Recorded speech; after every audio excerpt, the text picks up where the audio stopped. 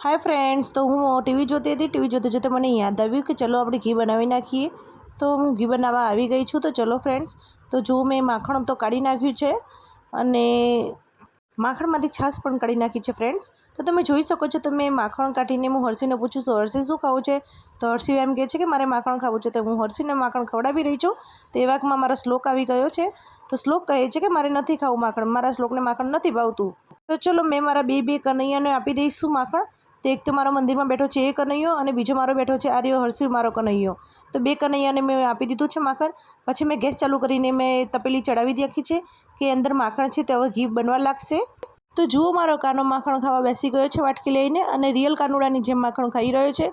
અને માખણ ખાઈ નહીં ને બગાડે નહીં તો અસલ કાનુડો લાગે જ નહીં ત્યાં। જુઓ, આપણું માખણ બધું પીગળવા લાગ્યું છે, એટલે હવે આપણે એનામાંથી ઘી છૂટું પડશે। તો જો આપણું ઘી બનીને રેડી થઈ ગયું છે ફ્રેન્ડ્સ। તો ફ્રેન્ડ્સ, તમને અમારો વિડીયો ગમે તો લાઇક, શેર અને સબસ્ક્રાઈબ જરૂરથી કરજો। Bye bye, good bye.